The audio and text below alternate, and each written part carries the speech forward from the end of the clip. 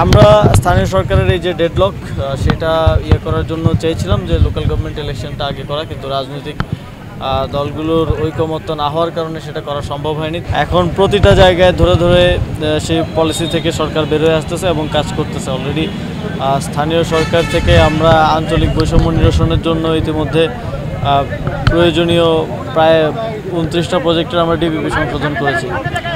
তো এটা তো একদিনে বা ওভারনাইট সমাধান হয়ে যাওয়া সম্ভব না। অবশ্যই সদিচ্ছা থাকলে আস্তে আস্তে যত সময় যাবে আস্তে আস্তে এগুলো সমাধান হয়ে আসবে। আর নির্বাচনের বিষয়ে সরকার ফেব্রুয়ারিতে নির্বাচন দেওয়ার জন্যই সকল ধরনের প্রস্তুতি গ্রহণ করছে। আপনারা দেখেছেন বিভিন্নভাবে সরকারের বিভিন্ন বক্তব্যে, প্রেস উইংয়ের বক্তব্যে আপনারা দেখেছেন।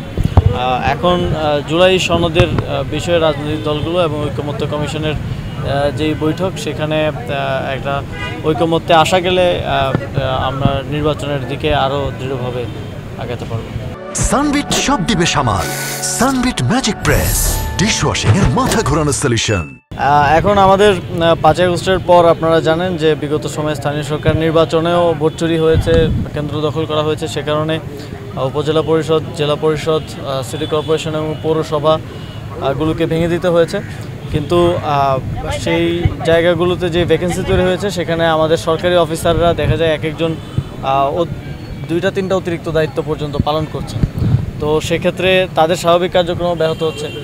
তবে ইউনিয়ন পরিষদ এবং ওয়ার্ড পর্যায়েও যদি আমরা সেটা ভেঙে দেই, তাহলে সেটা পরিচালনা করার জন্য আমাদের পর্যাপ্ত পরিমাণ অফিসার নেই এবং এটা একটা বড় জাতীয় সংকট তৈরি হবে।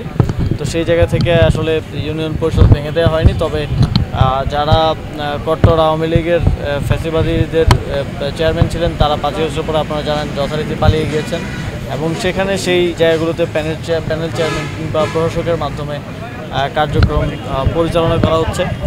আমরা স্থানীয় সরকারের এই যে ডেডলক সেটা করার জন্য চেয়েছিলাম যে লোকাল গভর্নমেন্ট ইলেকশনটা আগে করা, কিন্তু রাজনৈতিক দলগুলোর ঐকমত্য না হওয়ার কারণে সেটা করা সম্ভব হয়নি। তবে আমরা এখনও এটা মনে করি যে একদম মানুষের দৈনন্দিন যেসব সেবা এখন ব্যাহত হচ্ছে, একদম জন্ম নিবন্ধন, মৃত্যু সনদ, এনআইডি কার্ড থেকে শুরু করে সকল ধরনের দৈনন্দিন সেবার জন্য মানুষ স্থানীয় সরকারের উপর নির্ভরশীল।